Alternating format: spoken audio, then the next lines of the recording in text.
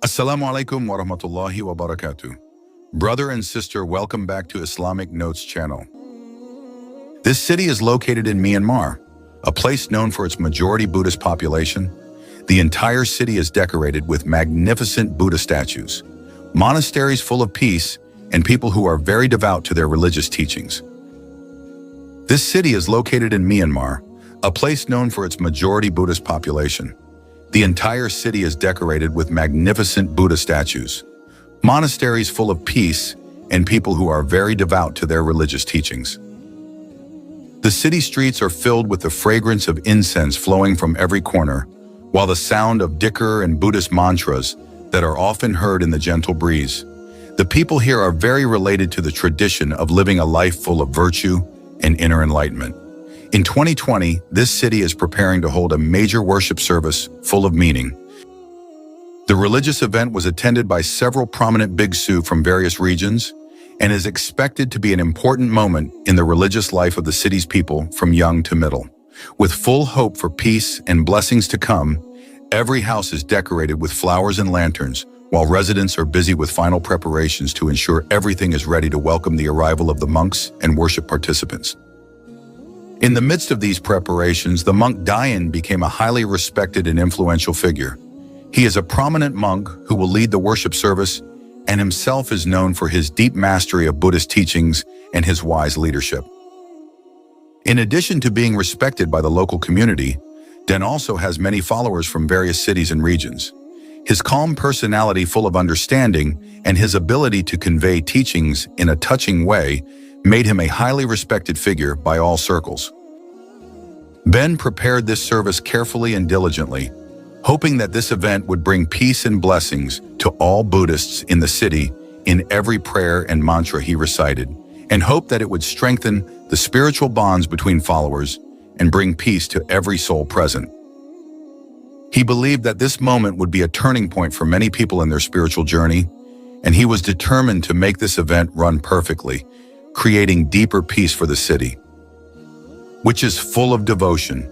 When the worship event begins, the atmosphere of the city is very quiet and full of solemnity. Hundreds of Buddhists sit cross-legged quietly, wearing simple traditional clothes but full of meaning. All their attention is focused on the altar, where Monk Dechen leads the prayer. The morning air feels fresh, accompanied by the aroma of incense flowing softly, inviting such deep peace. This peaceful atmosphere is very much felt throughout the city, creating the impression that the world outside this worship seems to stop for a moment to respect the holy moment. Baiken, with a face full of calm, leads the prayer solemnly. His soft voice echoes in the air, touching every heart of those who listen to it. All who are present bow their heads, deeply engrossed in prayers and hopes for world peace and the salvation of souls. In the midst of this deep silence, suddenly the sound of small, fast footsteps is heard. A small shadow is seen running towards the altar, surprising everyone present. A 7-year-old boy with eyes full of anxiety darts without direction and quickly runs towards Monk Dechen. Without anyone having time to stop him, the boy collides with several ornaments and decorations for the event, which had been prepared very neatly, causing them to fall and scatter across the floor. The atmosphere that was previously peaceful turns into chaos. Several people, shocked and confused, try to chase the boy, attempting to stop the damage. Some try to catch him gently, while others try to calm the crowd that is starting to get restless. In the chaotic situation, the little boy, still running uncontrollably, suddenly heads toward a large Buddha statue, the main symbol of the worship event. The statue stands upright in the middle of the altar, surrounded by burning candles and fresh flowers that are placed with great care. The Buddha statue, a highly appreciated work of art, symbolizes peace and enlightenment. But unexpectedly, the boy quickly touches the base of the statue. In an instant, the statue falls to the side. The atmosphere that was previously tranquil transforms into chaos. The fallen Buddha statue makes a loud sound, echoing throughout the prayer room. Several pieces of decoration around it shatter. The faces, previously full of seriousness and respect, now look stunned, shocked by the unexpected event.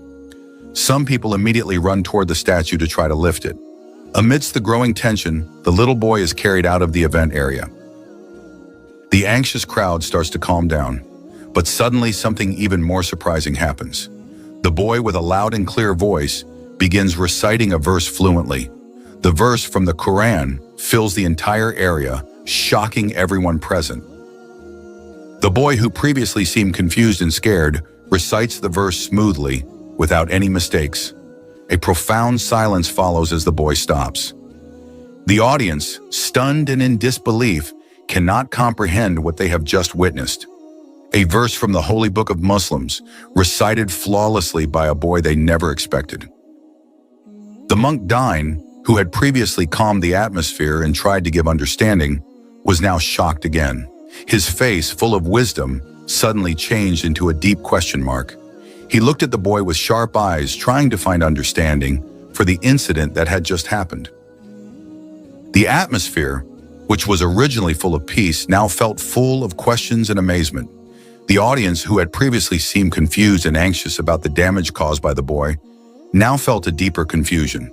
They looked at each other, not understanding why a child from a Buddhist family, who should not know any teachings other than Buddhism, could recite verses from the Quran so fluently.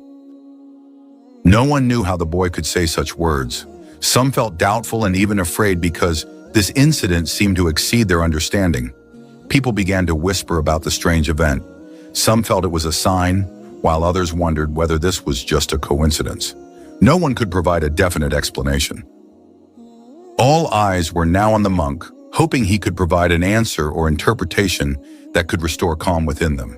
The monk, who was initially only surprised by the damage done by the boy, was now silent in deeper confusion. The recitation of verses from the Quran by a boy from a devout Buddhist family filled the atmosphere with wonder. The monk continued to stare at the boy with sharp eyes, trying to find the source of the incident. Han whispered to others in disbelief about what had just happened. After a few moments, Monk Daine decided to order the boy to be brought before him. He wanted to understand more deeply why the boy could recite verses of the Quran that he had never taught, especially considering his family's devotion to Buddhism. With a serious and alert face, the monk asked, "Why do you memorize the Quran even though you come from a Buddhist family?" The boy seemed confused by his surroundings. He was silent for a moment, his eyes lowered as if pondering. After a few moments, he raised his head and looked at Monk Daine with a deep gaze full of calmness. Without hesitation, the boy said in a calm voice, full of confidence, "Why do you continue a religion that you yourself are not completely sure about?" The monk's expression froze. "Why do you hesitate to embrace Islam?" The boy's question was like lightning that struck Monk Daine's heart. Until now, Daine had lived steadfastly in his faith, practicing Buddha's teachings wholeheartedly and leading the people with wisdom. However, the boy's words struck a chord, making him feel an emptiness he had never felt before. The monk's silence spread unease through the room, like a mirror reflecting his inner turmoil. He felt burdened with questions he had thought about but never voiced. Why did he hold fast to a religion he deeply respected yet internally questioned? The solemn atmosphere had now changed, becoming full of tension. The monks in congregation present at the place of worship began to feel deep anxiety. They did not understand what was happening to the monk Daine, whom they had always considered a wise and unshakable leader. Some monks, who began to feel anxious and worried, started to shout, trying to arouse Daine's attention from his deep contemplation. "Why are you here? Give your answer," they told him firmly. His voice echoed between the walls of the large monastery. They felt that something was wrong, something that indeed threatened the integrity of their beliefs, and they wanted Daine to give an answer that could restore the calm. The boy, who was surrounded by Kiban and the people around him, remained standing calmly, as if unaffected by the hustle and bustle. He looked at Daine with full confidence and asked a question, one much more moving than before. "Monk Daine, what is the key to heaven?" the boy asked in a loud voice, breaking the silence that had been created previously. All eyes were on the boy, and for a moment, the entire room was silent. The audience, who previously did not understand, were now completely stunned by the question. No one was able to say a word, just waiting for the answer from the monk. Daine, who had been silent for a long time after hearing the question, felt his heart squeezed with a feeling that was difficult to explain. He felt a heavy burden pressing on his soul, as if something was forcing him to rethink everything he believed. His eyes were filled with deep emotion. A stirring voice came from Daine's lips. His words, though heavy with sadness and regret, flowed as if liberated. The verses read by the boy were a call for me to seek the true truth. The surah he recited was Surah Al-Qasas, which teaches us about destiny and the guidance of Allah. This was the guidance for me to leave my doubts and embrace Islam. All this time I have been seeking peace and enlightenment in Buddhism. But tonight, in front of all of you, I realize that true peace does not come from what we hold as a belief. It comes from accepting the truth that is in front of us. The verse the boy read was one that resonated deeply within me. I have decided to follow this path, not out of doubt, but because I believe this is the right path for me. The atmosphere in the place of worship grew even more chaotic after the monk's confession. Some of the congregation, with confused expressions, exchanged glances as if searching for an answer to what they had just witnessed. No one could understand how monk Daine, who had been a role model, could turn around and utter the Shahada. Several monks present were also shocked. They felt lost, confused by what they had just witnessed. Slowly and with disbelief, a few approached Daine, seeking an explanation for his actions. They sensed that something far greater was unfolding, something beyond their understanding. In the midst of their shock, Daine concluded, "This truth has been in my heart for a long time. I realize now that the peace I sought was always meant to lead me here. May this moment serve as a call to reflection for all of us." I know this is very surprising to you, and I understand if you feel confused, but this is my decision, and I can no longer remain silent with the doubts that are in my heart after hearing the in-depth explanation from several of the Muslim scholars present. Mul fell silent in contemplation and thought deeply. The hearts of those who follow the teachings of Buddha with full faith now felt that there was something very big and inevitable in the event they had just witnessed. It was like a call from their souls. Several individuals began to feel a profound change. Slowly they advanced one by one, unable to hide the truth that they now began to believe without hesitation. They uttered the kalima together. The monks spoke a sentence that touched their hearts, as if a heavy burden had been lifted from their chests. They felt as if they had received extraordinary enlightenment, and everything was suddenly filled with a peace they had never felt before. This moment not only shook their souls but also touched the hearts of the entire congregation present, who were now beginning to witness an extraordinary change. News of this remarkable event immediately spread quickly throughout the city and the surrounding areas. People, both Buddhists and others, began to reflect and wonder about what had happened. The city, once filled with Buddhist teachings, had now become the center of unimaginable transformation. Many residents who had previously felt calm in their beliefs began to feel moved and sought the true truth. Some of those who had only observed Islam from a distance began to approach it and study it more deeply. They realized that the teachings of Islam, which emphasized the oneness of God and peace, held a profound beauty they had never noticed before. In the months that followed, many people decided to embrace Islam, following in the footsteps of the monk Daine and other monks. The city, once deeply rooted in Buddhist teachings, had transformed into a more peaceful place, filled with diversity. The decision of the monk and other monks to embrace Islam not only changed their own lives, but also altered the life of the city as a whole. The events of that day would always be remembered as a turning point that changed the history of the city and gave many people a new path to the truth they had been seeking. Not only that, those who embraced Islam felt a deep urge to share the truth they had discovered with others. Daine felt that his responsibility as a Muslim was to spread the teachings of Islam and offer enlightenment to those still in confusion, as he once had been. With great enthusiasm, Daine began his da'wah. He visited various cities in Myanmar and even crossed national borders to share his story of embracing Islam. With sincerity and love, he presented his journey in a way that attracted attention.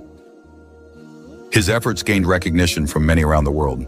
Cities in America became one of his da'wah destinations. Equipped with deep knowledge and a pure heart, Daine shared his spiritual journey, touching countless lives along the way, successfully touching the hearts of many people from various cultural and religious backgrounds. However, Daine's journey of preaching was not always smooth. He had to face many obstacles, both from those who felt threatened by the changes he brought and from those who did not want to accept Islamic teachings. Daine believes that every challenge is part of the destiny that he must face to fight for the truth. The monks who used to be his friends also began to follow in his footsteps.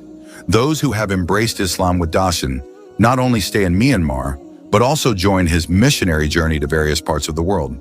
Through his ever-growing missionary work, Daine has not only succeeded in bringing many people to Islam, but also building a bridge of understanding between various religions and cultures. Cities that were previously filled with doubt and confusion about Islam are now starting to see Islam in a more positive light. Many people who were initially skeptical of Islam are now starting to understand it better and realize that Islam is a religion that brings peace, not violence. Eventually, Daine's preaching itself became a global movement that inspired many people to embrace Islam and live by the right principles. Through his courage and determination, Daine managed to touch the hearts of many people and show the world that Islam is the path that leads to peace and true truth. The success of Daine's preaching began to show extraordinary impacts, especially in the city of Myanmar. The city that had previously not been exposed to Islamic teachings began to change.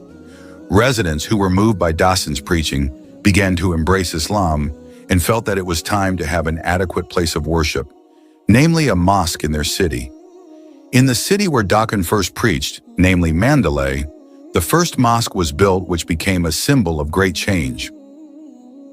This mosque is not only a place for prayer, but also functions as a center for Islamic religious learning, a gathering place for Muslims, and a center for dawah activities. This first mosque received a very positive response, not only from Muslims who had just converted to Islam, but also from some people who wanted to learn more about Islam, even though they had not converted to it. The mosque is a symbol that Myanmar, which is predominantly Buddhist, is now starting to accept religious diversity and open up space for interfaith dialogue. Not only in Mandalay, in Yangon, the largest city and capital of the country, a large mosque was also built with the aim of accommodating the increasing number of Muslims. This mosque is equipped with facilities for teaching the Quran, Islamic religious education, and a center for social activities that support the people in various aspects of life. Daine, a respected preacher, has inspired people to see mosques as places of worship as well as centers of learning and interfaith dialogue.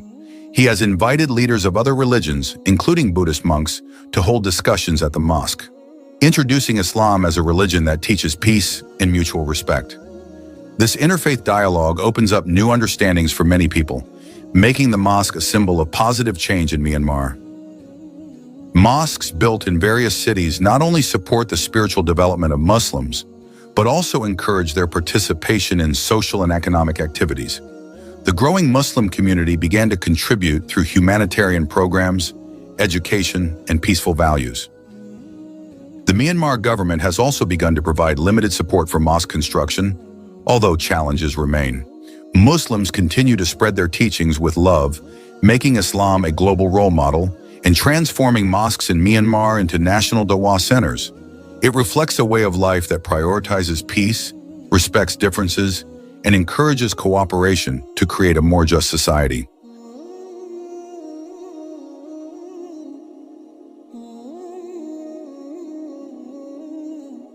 This is the end of our video. If you enjoy Islamic content like this, don't forget to subscribe. See you in the next video.